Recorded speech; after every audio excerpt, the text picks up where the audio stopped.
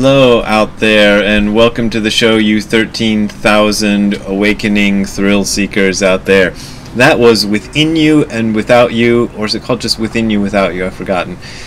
George Harrison song played on the electric bass with the Ravish sitar pedal, something made by Electro Harmonics. It's another thing I've had in storage for a long time and haven't played with for a while.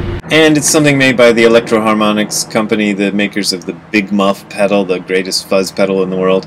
And it's supposed to make your guitar or bass sound like a sitar. I don't know if it sounds exactly like a sitar. It sounds like a kind of drony, whirly instrument, and I like it, but not quite a sitar. Anyway, that's what you've just been listening to, the Ravish sitar pedal there. And I would like to talk to you about something called the sunk cost fallacy.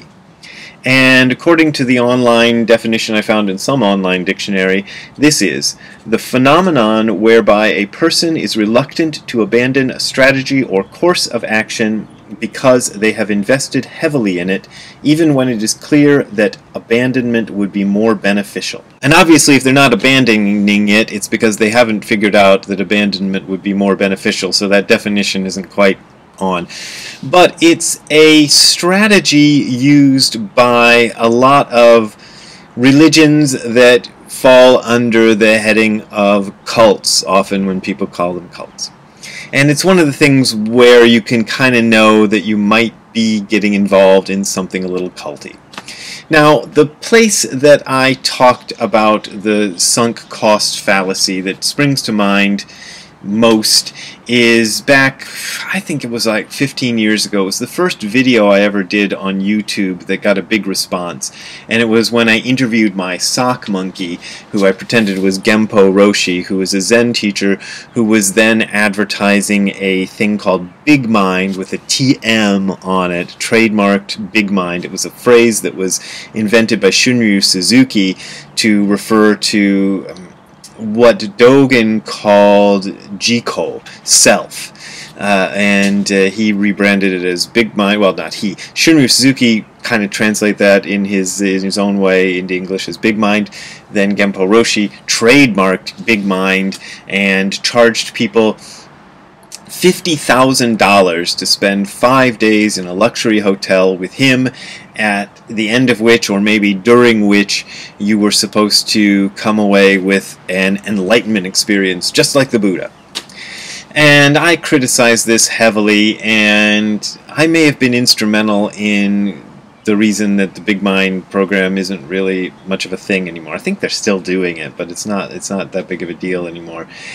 Which I didn't expect to have any reaction at all. I was just angry about this because I could see clearly, and this is before I heard, I'm not trying to brag or anything, but this is before I ever heard of the sunk cost fallacy, that this was a thing in psychology, that by paying that kind of money to have an experience, it becomes much more likely that you're going to say it was great.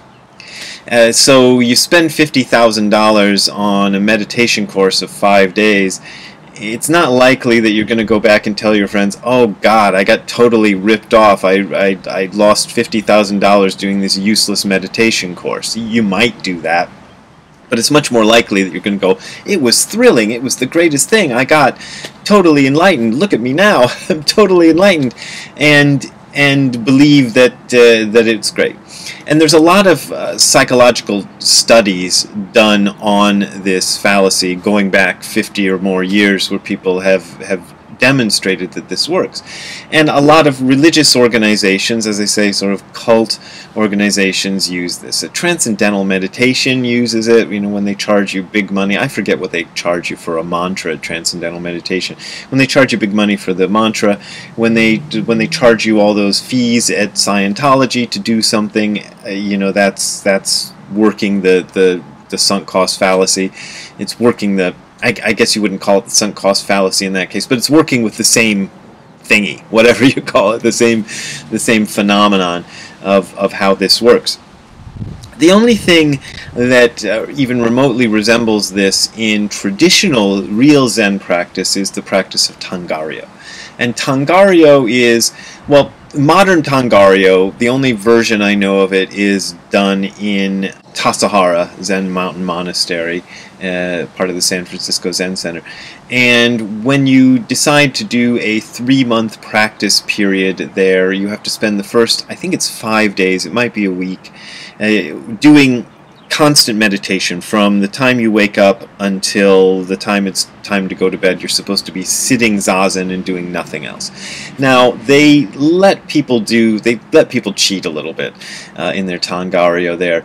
They let them take as many bathroom breaks as they want, and apparently some people really take advantage. Ziggy, are you okay? Some people really take advantage of the bathroom. Ziggy's right behind me. Anyway, in case you couldn't see him, he's hidden by my shoulder.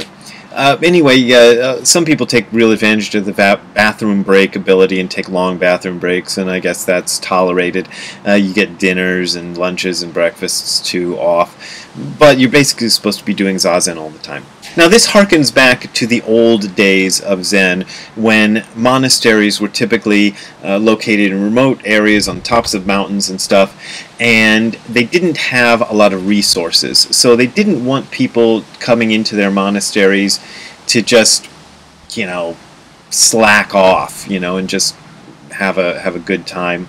They wanted people who were serious, who were going to contribute to the monastery, who were really serious about doing the practice. So what they would do is, if you went there to one of these monasteries to join as a monk, they would initially tell you, no way, slam the door on you, tell you, screw off, go away.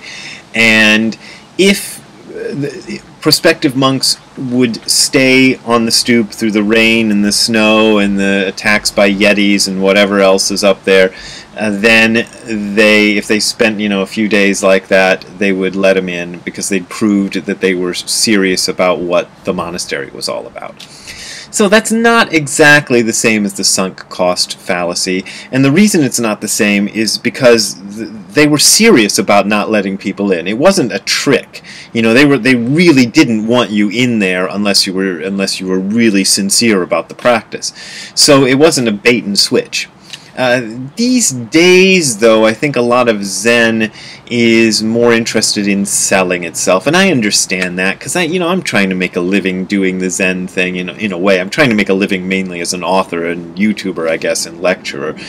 But if I were trying to make a living doing a Zen temple, I would have to sell it. I would have to tell people how great Zen was, in order to get them in there, because it would be butts in seats equals my income, and it doesn't even mean a lot of butts in seats is going to make me rich. I guess that would make me rich, a lot of butts on zafus instead of butts in seats, but it's not even getting rich at the level that Zen is in this country and in Europe and most of the world, except for certain countries in Asia.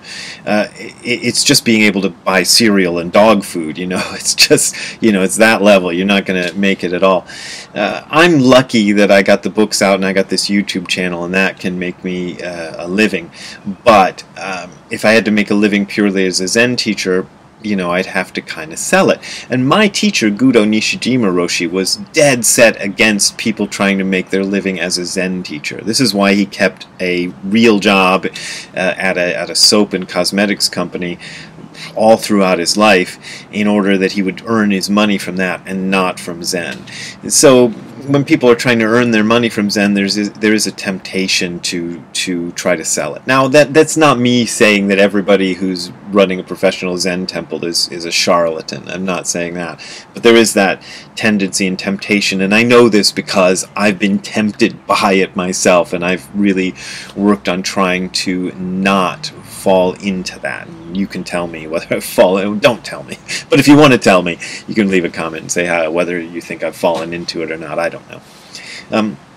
But I've tried not to. There may be examples when entire societies fall prey to the sunk cost fallacy, in which entire societies are asked to make great sacrifices for a cause, and are therefore reluctant to question the cause that they are asked to sacrifice for. And I'm going to leave that one at that and not elaborate, because I could get in trouble if I elaborate too much on that one. But I think that's a real thing, and I think that's something we all should be aware of and we should all try to avoid. So there you go. That's my talk for today on the sunk cost fallacy. If you want to support me talking more about things like that, you can go to the URL that you are seeing on your screen below, which is hardcorezen.info/donate. That is hardcorezen.info/donate. That is where you will find my PayPal and Patreon links. Those are my main ways of making a living. And I really, really appreciate your support. But as always, this is offered for free, so you don't got to support me if you don't want. And if you want to support me another way, you can buy my new book. It's called The Other Side of Nothing, and it is out now as of yesterday. It is official, so it is officially out and in bookstores, good bookstores everywhere, as they say, or online if you want to get it online. But support your local bookstores. I really appreciate that, because I like local bookstores, and I travel, and I want to go to your town and find a bookstore still open there. So see if you can buy one from one of those bookstores.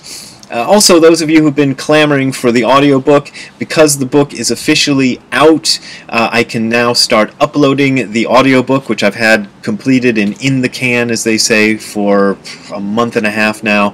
So I'm going to go to work on that right after I finish this video, and we're going to see how that goes. I had a guy who was assisting me with that for a couple of years, but he's no longer assisting me with that, so I'm going to have to do it myself. The last time I uploaded an audiobook by myself was, I believe, Hardcore Zen, which is the first one I uploaded, and I made a big mess of it. But we're going to see. Maybe I won't make a big mess of it, and I'll let you know once I finish the process and it's up and out. I'll tell you on this channel. So we'll see you next time. Have a good time all the time. Bye! Hey Ziggy, how do you like your new place? Do you like this new place? It's got a nice yard, doesn't it? Yeah, and we like to play in the yard, don't we? We did some of that yesterday. Alright, talk to you later, Ziggy. Bye.